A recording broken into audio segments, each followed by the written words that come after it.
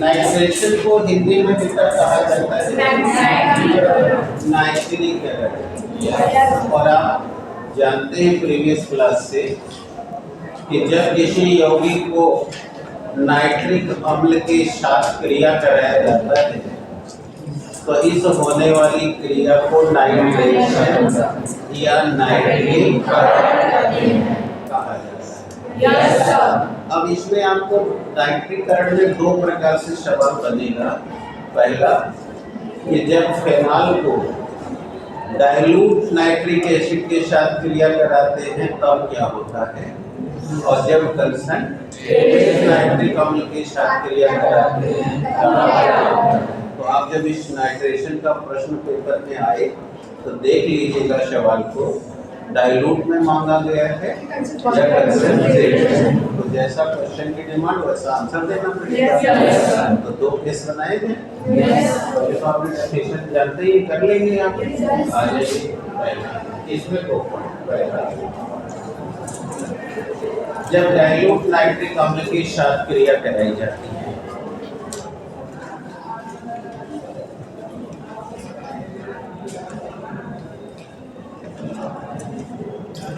जब dilute nitric अम्ल के साथ क्रिया कराई जाती है। चलिए आइए देखिए। अब यहाँ मैंने लिख दिया reaction with dilute nitric acid. Previous class में आपको बताया था बेटा कि नाइट्रिक अम्ल से जब भी क्रिया कराओ बेटा ऐसे नोट लेना। याद होगा कैसे तोड़ना है बेटा, HO सही है। बस आराम से धीरे धीरे बोलते रहिए। आप देखिएगा क्या आपको बताइए, ये रहा आपका फेनॉल और अब हमने इसको डाइल्यूट नाइट्रिक एसिड के साथ क्रिया करा है और यहाँ लिख दे रहा हूँ डाइल्यूट। आपको मैंने समझाया कि बेटा आप ऐसे ही सिस्टम पकड़ रहे हो। तो देखो बेटा ये करा क्या, अब आपको पता है कि यहाँ पूरी जगह हाइड्रोजन छिपा हुआ है। तो अब ये जब इसके साथ रिएक्ट करता है और आप इसको जनरली हिट करते हैं तो एक बार आंखों पर और एक बार दो जगह ये जाके सब्स्टिट्यूट होके अपना मिक्सचर देता है। तो जरा सीखना बेटा, बोलो यहाँ मेरी H छिपा है तो बोलो H और OH मिलके पानी हो गया और NO2 जाके सब्स्टिट्यूट हो गया। आ रहा है चलिए मैं आपको संकेत ऐसे बना दे रहा हूँ। अब बोलिए H2O और यहाँ से अब ये देखिए फेनॉल पे आंखों पोजीशन में आके बैठा है। अब एक बार मैंने कहा मेटा पे जाएगा, ये देखो तो बोलो ये आर्थो नाइट्रोफेनॉल और मेटा का मिक्सचर दे रहा है। तो ये हमें आर्थो एवं मेटा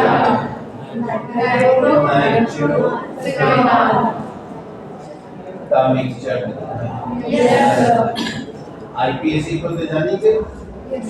इसका नाम होगा 2 नाइट्रोफेनॉल और इसका नाम 3 नाइट्रोफेनॉल।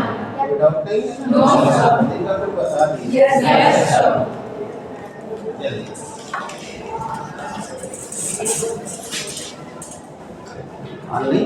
कि अगर हम डाइल्यूट नाइट्रिक अम्ल के बजाय कंसंट्रेट कराएंगे तो क्या होगा। Reaction with concentrate nitric acid. अब आपको लिखना तो क्लियर हो चुका है कैसे लिखना होता है। Yes, sir.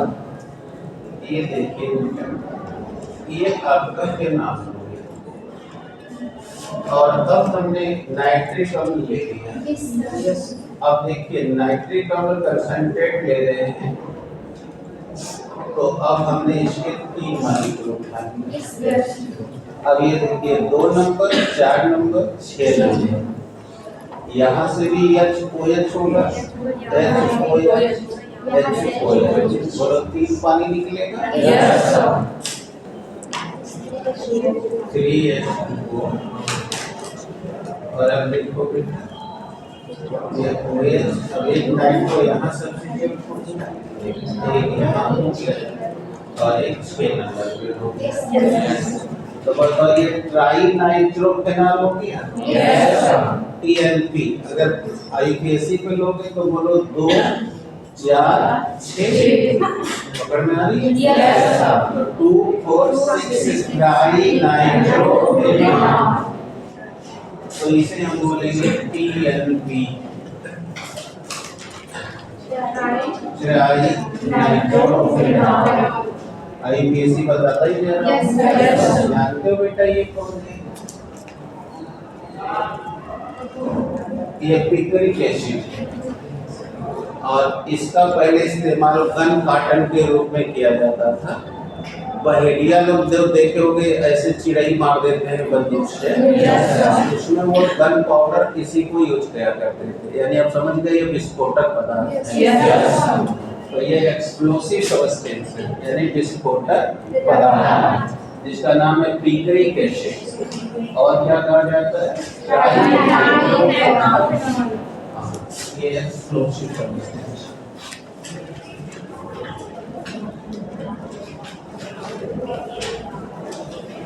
विस्फोटक पदार्थ।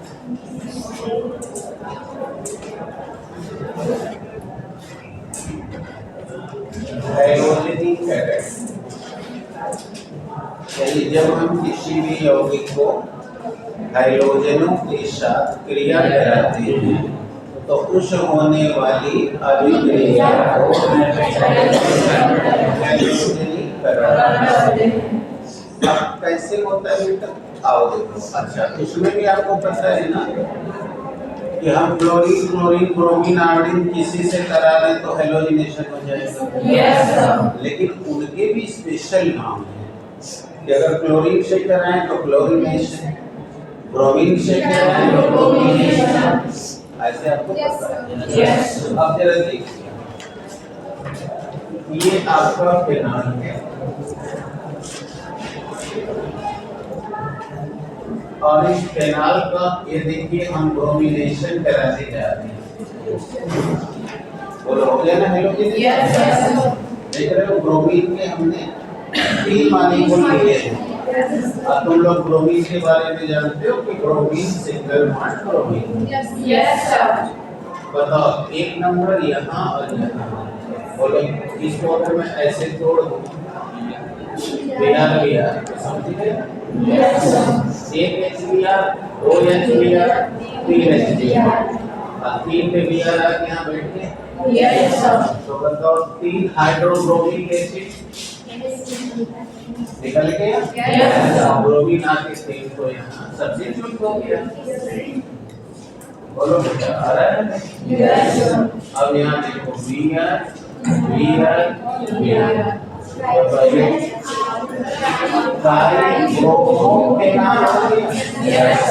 TBP 2, 4, 6 ट्राइब्रोमोफेनॉल। ये हो गया ट्राइब्रोमोफेनॉल। IUPAC पर जानेंगे क्या है?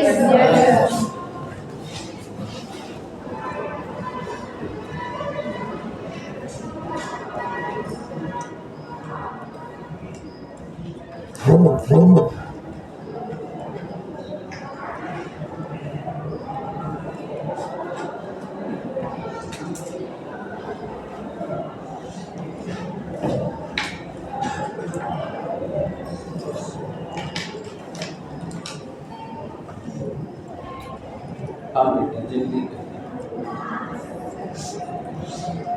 तीसरी हेडिंग आपकी कल का लिस्ट बना है ना? Yes, sir. तो बताइए तीसरी क्या लिखा है आपने? गटर मैन रिएक्शन, सही है ना? Yes, sir.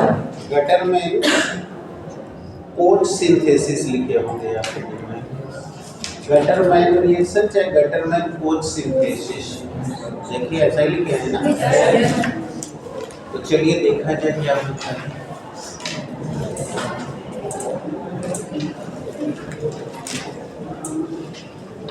गटर में कुछ संश्लेषण,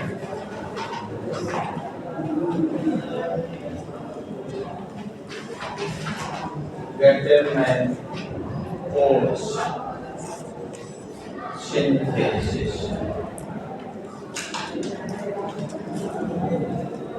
चलिए पहले आप सीख लें कि गटर में कोच संश्लेषण कहते किसे।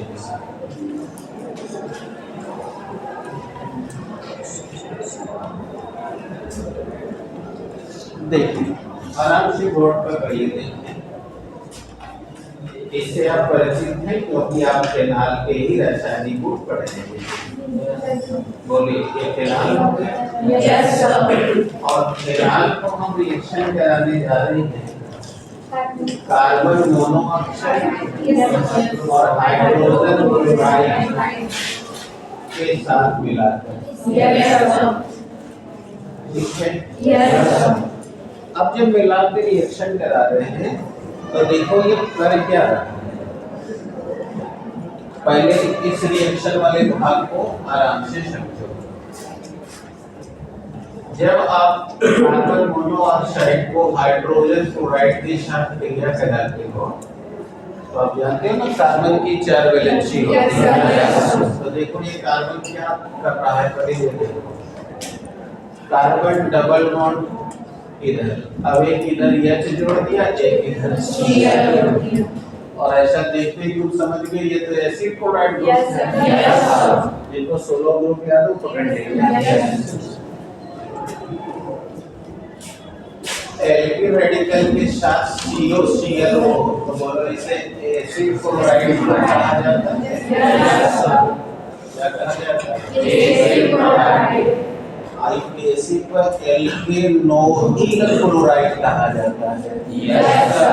कार्बन की संख्या गिनकर एल्केन पर लिखकर ओइल क्लोराइड जोड़ा जाता है। Yes, sir. जैसे इस समय इस वाले यौगिक में देखो बोलो एक कार्बन है। Yes, sir. तो पहले हम इसको एल्केन पर लिखेंगे, Yes, sir. फिर मैंने कहा ओइल क्लोराइड जोड़ेंगे, तो फिर नोइल क्लोराइड हो गया ना? Yes, sir. ये आईपीएसी पे हो गया। Yes, sir. सामान्य है तो जब ही रहे कि इसे एसिड क्लोराइड कहा जाता है। Yes, sir. अब आइए आपको ये मैं इसलिए समझाया कि पहले आप जानिए कि जिससे रिएक्शन कराने जा रहे हो वो कर क्या रहा है। तो जब कार्बन मोनोऑक्साइड और हाइड्रोजन क्लोराइड के साथ आप रिएक्ट करते हो तो पहले ये रिएक्ट करके ये बना यानी मेथिनोइल क्लोराइड बना। अब ये क्या कर रहा है वो देखो क्या कर रहा है। अब यहाँ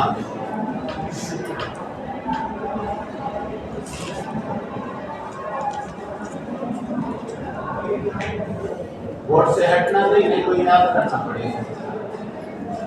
बताओ यहाँ H छिपा है कि नहीं? Yes, sir. अब वो H इसके साथ ये वाला पार्ट देख रहे हो? Yes. ये वो जो H है देखो ये वाले पार्ट के साथ जुड़ जाता है। बताओ एल्डिहाइड हो गया? Yes, sir. CH2 और वहाँ यहाँ का H चला गया इसके साथ। अब ये देखो चला गया। Yes, sir. अब तुम्हें दिख रहा होगा कि ये तो एल्डिहाइड बन गया। Yes, sir. अब बताओ ये एल्डिहाइड वाला पोजीशन पैरा पे है Yes, sir. कि नहीं है? Yes. तो अब बेटा इसको बोलेंगे पैरा हाइड्रॉक्सी बेंजाल्डिहाइड। क्या बोलेंगे? अब इसको हाइड्रॉक्सी पढ़ोगे कि नहीं? Yes, sir. तो बोले थे 1 नंबर और 4 नंबर पैरा पढ़ाओगे, तो पैरा हाइड्रॉक्सी बेंजल्डिहाइड। और अगर आईपीएससी पे जा रहे हो तो जानते हो एल्डिहाइड को एल्केन नल कहते हैं, तो बेंजेनल आ गया ना? तो ये बन गया पैरा हाइड्रॉक्सी बेंजल्डिहाइड। हाँ, जितना बोलोगे ये नाम टेढ़ा से सीधा होगा, ना बोलने पर लगेगा आ रहा है लेकिन आ जाएगा। That's clear? अब बोलो कोई डाउट है?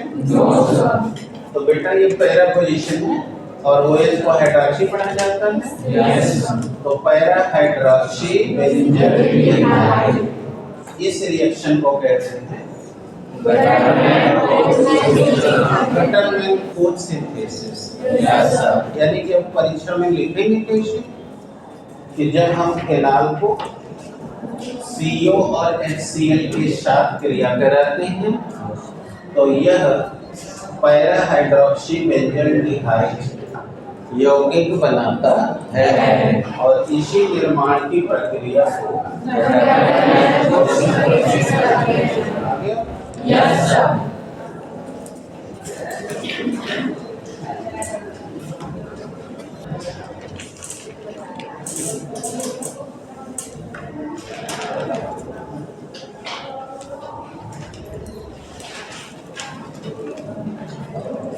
Friedl craft reaction. देखिए क्या होता है।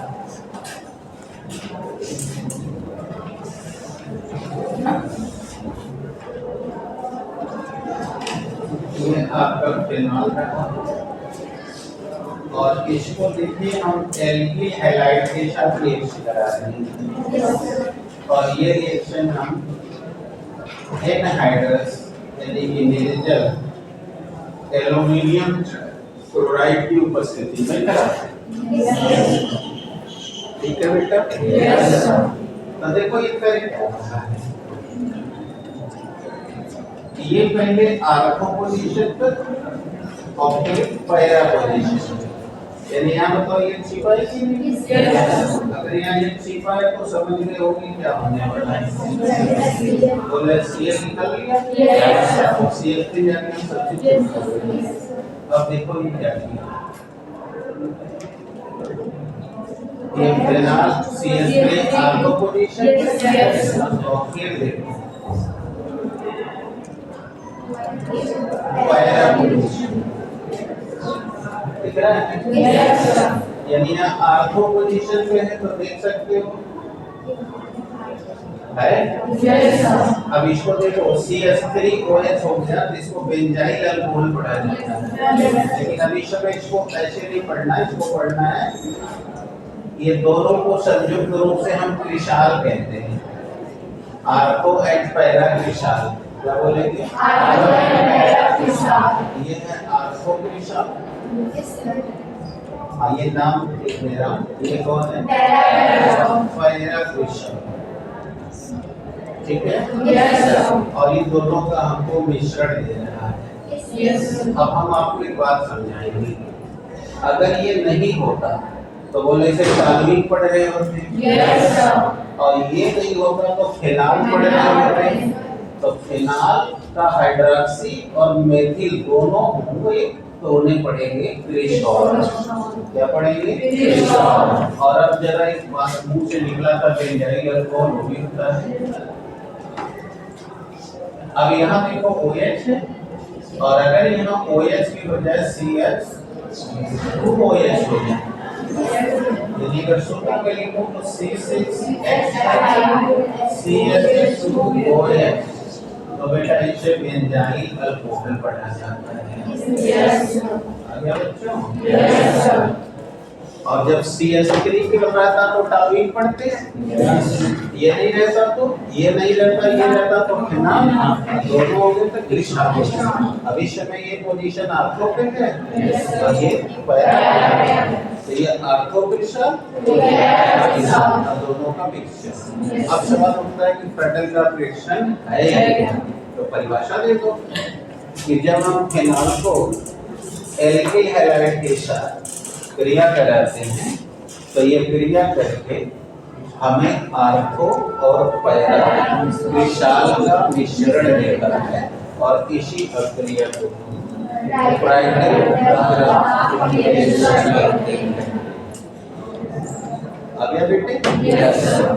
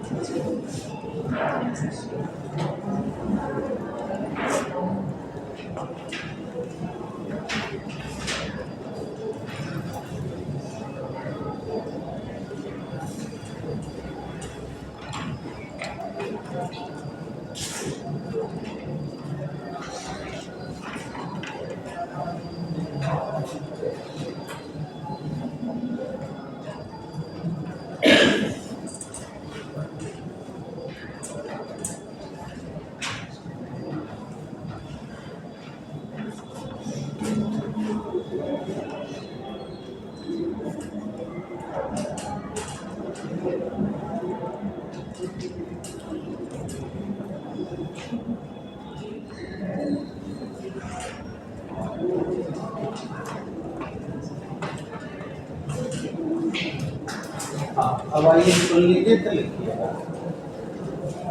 ये बहुत ही इम्पोर्टेंट रिएक्शन था और इस पर आपको पेपर में आता है और इसके बारे में आप बहुत कुछ जानते हैं, तो थोड़ा सुन लीजिए क्योंकि जो कुछ जानते हैं वो प्रीवियस क्लास का है।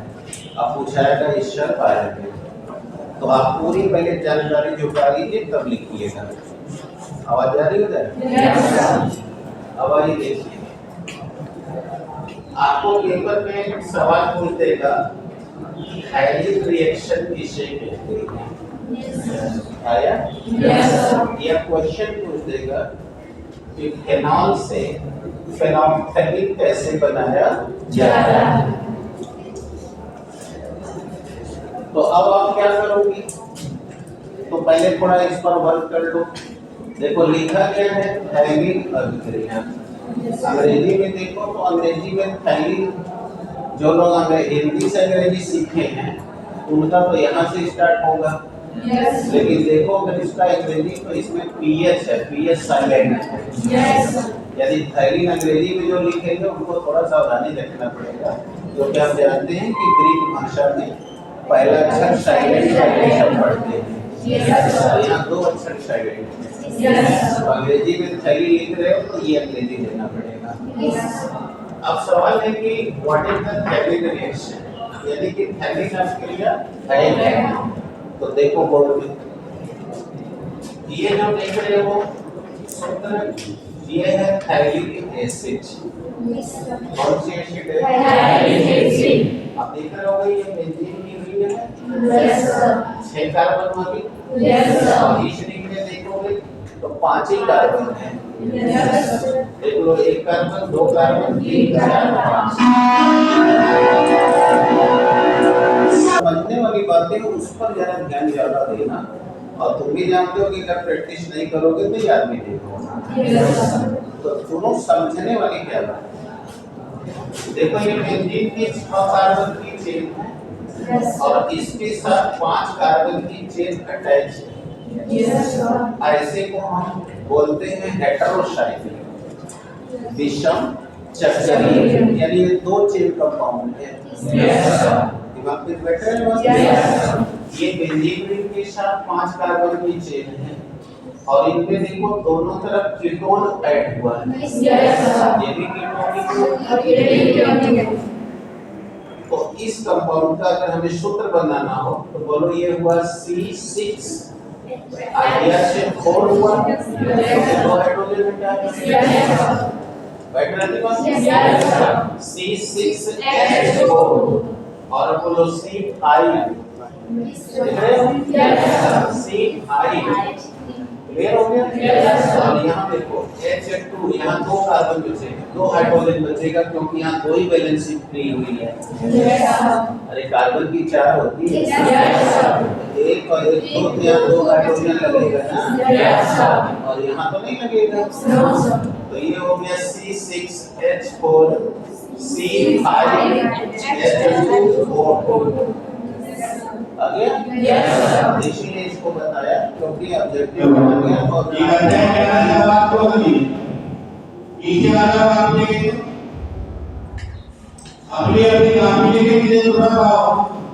अब यहाँ देखो तो इसे बोलते हैं थैलिक एसिड और अब देखो ये फिनाल के 2 ठीक है। फेनॉल के कितने अणु से रिएक्शन कर रहा है? 2। देखो ये भी फेनॉल है, कंफ्यूजन तो नहीं है। हर बार तो ये दिखाया नहीं करते, आपकी बार दिखाया हो अपने स्वार्थ के लिए। तो देखो ये फेनॉल के 2 मॉलिक्यूल हैं और दोनों के हाइड्रोजन ऑक्सीजन लेके देखो वाटर बना लिए हैं और अब यहाँ से बताओ एक बॉन्ड इधर एक बॉन्ड इधर, इन्हीं दोनों बॉन्डों से ये फेनॉल जाके है। यानी रिएक्शन समझ गए तो रिएक्शन में कोई दम नहीं है क्योंकि आप देखो ये पूरी चेन योग का क्यों रखी यहाँ जो 2 बॉन्ड खाली हुआ है एक बॉन्ड यहाँ पर लेगा और अब ये जो रचना अब ये जो बना हुआ देख रहे हो इस रचना को कहते हैं फेनॉल। ठीक है। आगे फेनोल्फथलीन हो गया। अब इसके बारे में भी थोड़ी जानकारी दिमाग में रखो। 11 में जब थे तब तुम्हें इसके बारे में बताया जा रहा था कि फेनोल्फथलीन एक वीक एसिड है जिसका इस्तेमाल कैटलिस्ट के रूप में किया जाता है। समझ में आ रहा है? कैटलिस्ट यानी उत्प्रेरक के रूप में किया जाता है। समझ गए ना? और हम लोग जब फेनोल्फथलीन को सुनना ध्यान से, अभी बता रहा हूँ कहाँ पढ़ाया गया है। यहाँ देखो फेनोल्फथलीन का ये रहा सूत्र और जब आप 11 में पढ़ रहे थे तो आपको कहा जाता था कि बेटा ये फेनोल्फथलीन एक अम्ल है, इस नाते H रहेगा क्योंकि हाइड्रोजन आयन अम्ल का सूचक होता है और पीएच से फेनोल्फथलीन। तो ऐसे हम लोग वहाँ दिखाया करते थे, राइट है? लेकिन फेनोल्फथलीन का ये सूत्र है और जब आप इसको आयनाइज करते थे तो ये हाइड्रोजन आयन और ये फेनोल्फथलीन आयन और ये कलर्ड आयन है और ये न्यूट्रल यानी कलरलेस आयन है। और चूंकि ये वीक अम्ल है तो कमजोर अम्लों का जानते हैं आयरन कम होता है और तब में हाइड्रोजन आयन का आयरन कम आएगा, इसका आयरन यानी बेटा कमजोर बोला जा रहा है ना कि ज्यादा कम से होगा, ये कम आयरन आएगा। ठीक है। तो आपकी जो कमजोरी है आप बोल के जान जाइए कि आपकी कमजोरी है, आपको याद नहीं है तो अपना ठीक करिए क्योंकि आपको पता है कि हम किसी भी विद्युत अपघट्ट की प्रबलता और दुर्बलता का ज्ञान आयनन से ही करते हैं। जिसका आयनन ज्यादा होता है वो स्ट्रांग होता है, जिसका आयनन कम होता है वो वीक होता है। और इसी से आपको 11 में जवाब दिए गए थे कि क्या कारण है कि सेकंड ग्रुप के सल्फाइड सेकंड ग्रुप में ही अवक्षेपित होते हैं, फोर्थ वाले नहीं होते। जब पढ़ाए तो बोले देखो बेटा इसका इस्तेमाल होगा तो वाले जानना है अभी, और फोर्थ ग्रुप वाले फोर्थ में ही क्यों अवक्षेपित होते हैं, सेकंड में क्यों नहीं हो जाते। तो आप उसका जवाब कॉमन आयन इफेक्ट और आयनन से देते हो। बोले दोनों चैप्टर पढ़े ना प्रीवियस क्लास में, कोई होगा तो बेटा इसी वजह से ये उल्लेख कर दिया। अब हमारी कुल मिला के जानना है कि थैलिक रिएक्शन क्या है। अब हम थैलिक रिएक्शन बताता हूँ कि जब हम थैलिक अम्ल को फेनॉल के 2 मॉलिक्यूल के साथ क्रिया कराते हैं तो ये क्रिया करके फेनॉल्फथलीन बनता है। ठीक है, इसी अब क्रिया को अब वाइवा में क्या यहाँ क्वेश्चन होगा, चाहे ऑब्जेक्टिव में क्या होगा कि फेनॉल्फथलीन है दुर्बल अम्ल, प्रबल अम्ल, न्यूट्रल अम्ल, राइट है ना। तो आप वैसे भी कौन सा ऑप्शन चुनेंगे, दुर्बल अम्ल। ठीक है,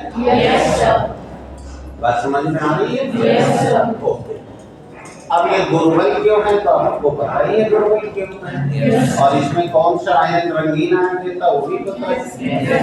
तो चलिए, इसीलिए मैंने कहा कि थोड़ा सा इसको देख लीजिए। अब कोई डाउट है? जवाब फिर से सुन लीजिए। जब हम थैलिक एसिड को फेनॉल के 2 मॉलिक्यूल के साथ क्रिया कराते हैं तो ये क्रिया करके फेनॉल्फथलीन बनाता है। इसी अभिक्रिया को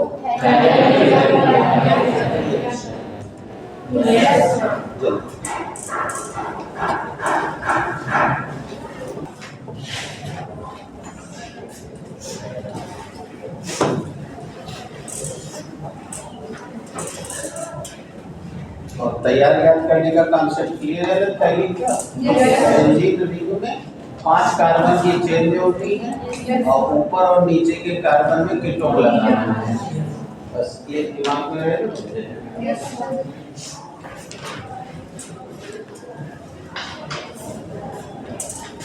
अब आइए अगला हम बेटा आप कहते हैं ईथर ग्रुप।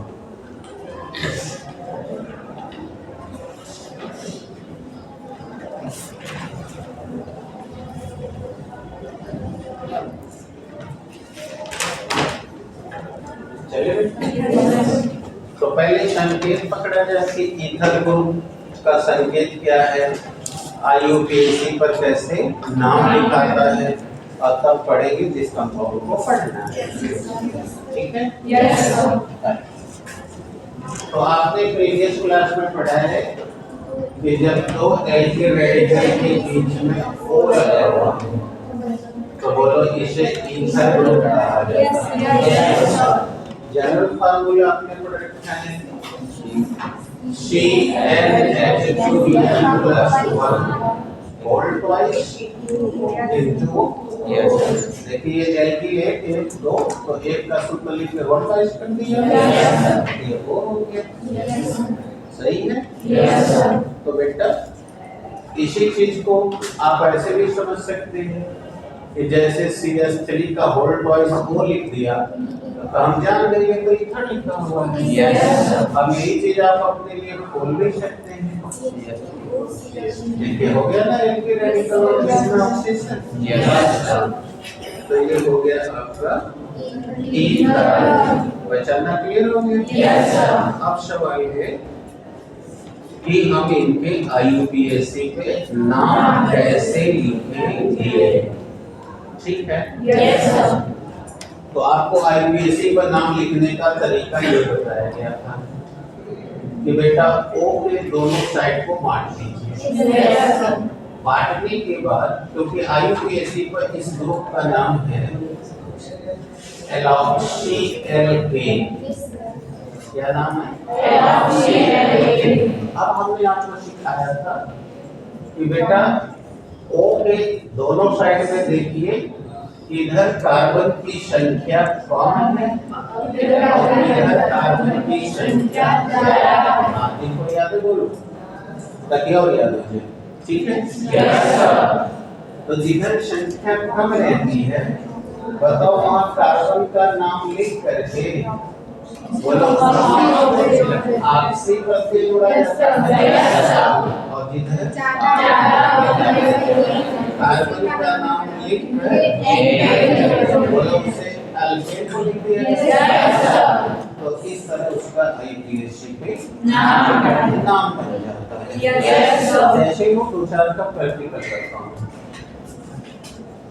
जैसे ये देखो CH3OCH3 पहचान गए ये क्या? अब बोलो इसमें तो दोनों तरफ बराबर है तो एक कार्बन को में और इधर एक जोड़ दिया मेथॉक्सी मेथिल और कॉमन भाषा में कहो तो मेथिल मेथिल दो मेथिल ये ग्रुप ईथर है तो डाई मेथिल ईथर ये कॉमन नहीं हो गया। अब चलो दूसरा बोलो CH2 CH3 अब बताओ इधर ऑक्सी रहेगा इधर तो इधर कम है बताओ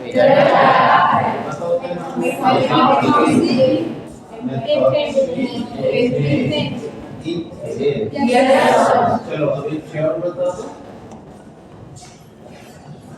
बोलो CH2 CH3 बताओ दोनों तरफ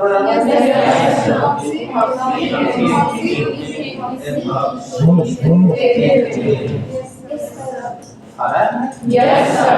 अब चलो अब तनी से आउट टेढ़ा करते हैं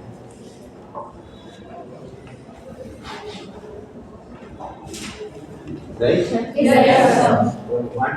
Yes, sir. इधर कौन ये मेथॉक्सी हो गई Yes, sir.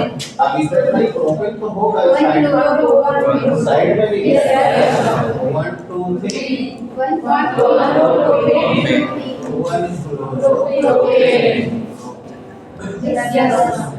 आगे Yes, sir.